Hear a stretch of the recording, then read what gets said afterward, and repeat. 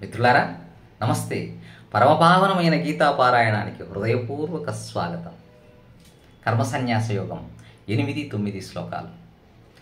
నైవ కించిత్ కరోమీతి యుక్తో మన్యేత తత్వవిత్ పశ్యన్ శృణ్వన్ స్పృశన్ జిఘ్రన్ అస్నన్ గచ్చన్ స్వపన్ శ్వసన్ ప్రళపన్ విసృజన్ గృహన్ ఉన్మిషన్ నిమిషన్నపి ఇంద్రియాణీంద్రియార్థేషు వర్తంత ఇతి ధారయన్.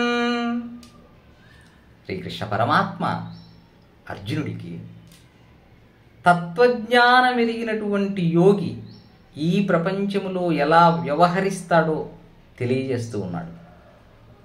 తత్వవిత్ పరమార్థ తత్వము నెరిగినవాడు, యుక్త నిష్కామ కర్మయోగి ఆత్మానుభూతి పొందినవాడు, అంటే తనను తాను తెలుసుకున్నవాడు, స్వస్వరూప జ్ఞానం పొందినవాడు, పశ్యన్ చూస్తున్నా, శృణ్వన్ వింటున్నా, స్పృశన్ తాకుతున్నా, జిఘ్రన్ ఆఘ్రానిస్తున్నా వాసన చూస్తున్నా, అస్నన్ తింటున్నా, గచ్చన్ నడుస్తున్నా, స్వపన్ నిద్రిస్తున్నా, శ్వసన్ ఊపిరి వదులుతున్నా, ప్రలపన్ మాట్లాడుతున్నా, విసృజన్ విసర్జిస్తున్నా, గృహన్ గ్రహిస్తున్నా, ఉన్మిషన్ నిమిషన్నపి కళ్ళు తెరుస్తున్నా, కళ్ళు మూస్తున్నా, ఇంద్రియాణి ఇంద్రియార్థేషు వర్తంత ఇతి ధారయన్ ఆయా ఇంద్రియాలు ఆయా విషయాల పట్ల ప్రవర్తిస్తున్నవే తప్ప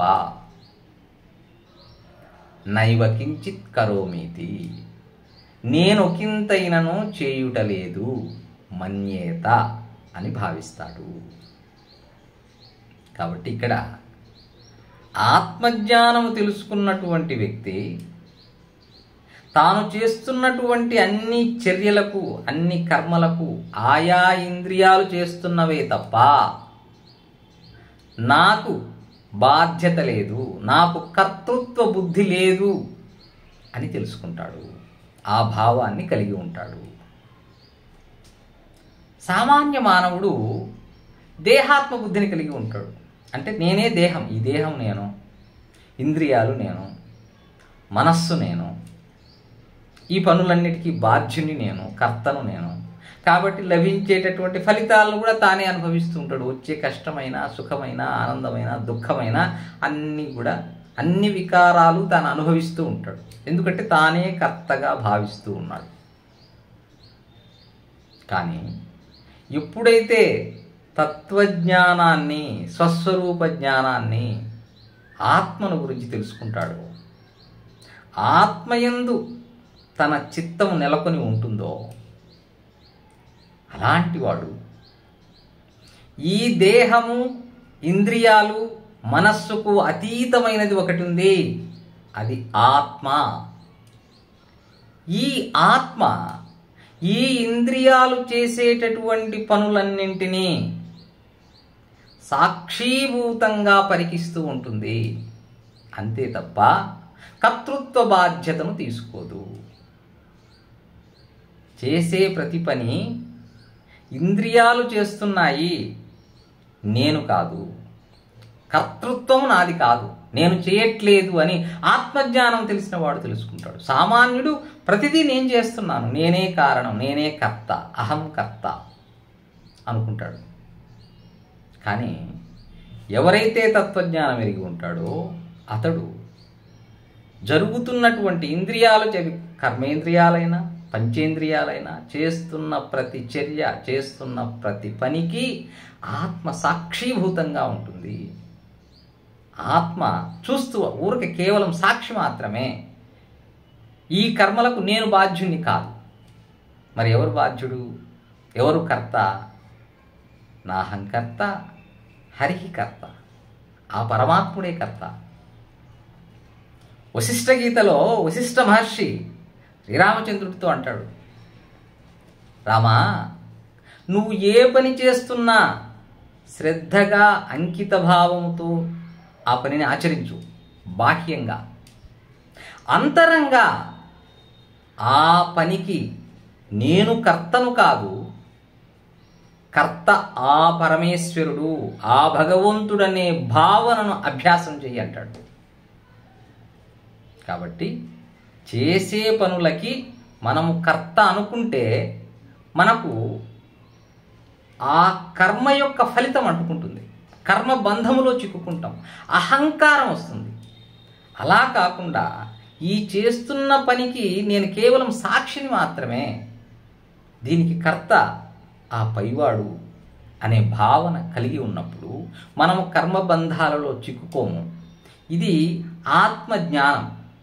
ఎప్పుడైతే ఈ ఆత్మజ్ఞానం పొందుతామో, ఈ ఆత్మజ్ఞానం పొందాలి అంటే తమోగుణము నుండి రజోగుణం, రజోగుణము నుండి సత్వగుణం, సత్వగుణము నుండి విశుద్ధ సత్వగుణాన్ని పొంది వివేకవంతులమై ఉన్నప్పుడు, అలా ఆత్మజ్ఞానాన్ని పొందినప్పుడు, ఆ ఆత్మజ్ఞానం పొందడానికి మనకు ఎలాంటి లక్షణాలు ఉన్నాయో కూడా శ్రీకృష్ణ పరమాత్మ తెలియజేశాడు.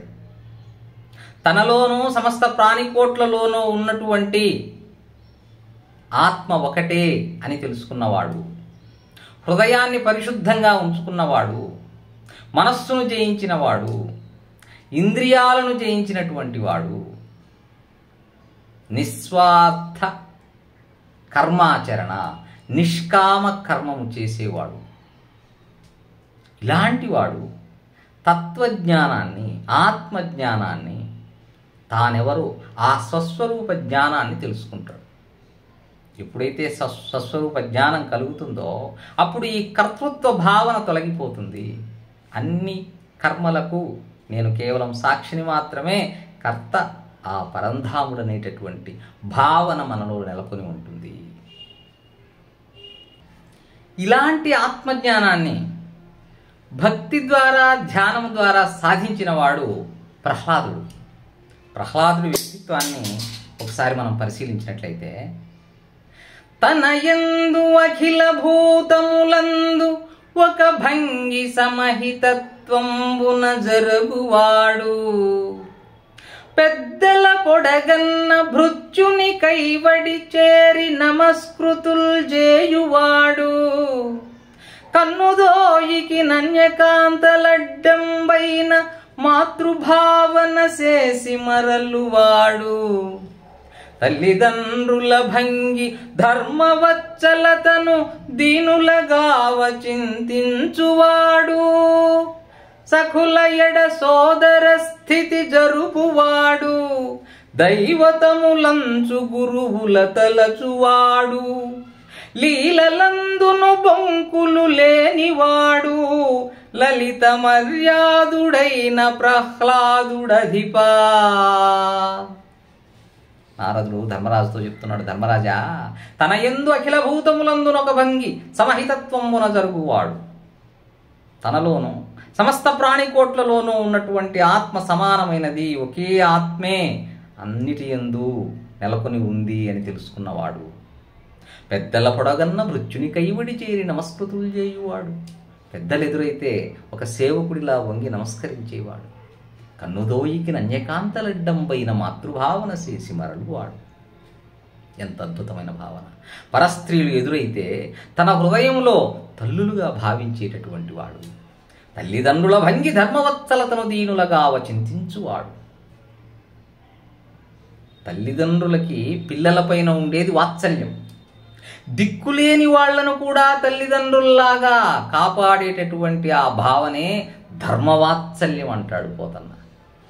సఖుల ఎడ సోదర స్థితి జరుపువాడు, స్నేహితుల్ని తన తోబుట్టువులుగా చూసేవాడు ప్రహ్లాదుడు, దైవతములంచు గురువుల దలచువాడు.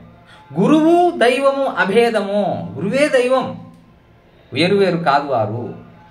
లీలలందును బొంకులు లేనివాడు, పరిహాసానికి కూడా అబద్ధాలాడనివాడు, లలిత మర్యాదు ప్రహ్లాదుడైపా. అంతటి చక్కటి మర్యాద కలిగిన వాడు ప్రహ్లాదుడు.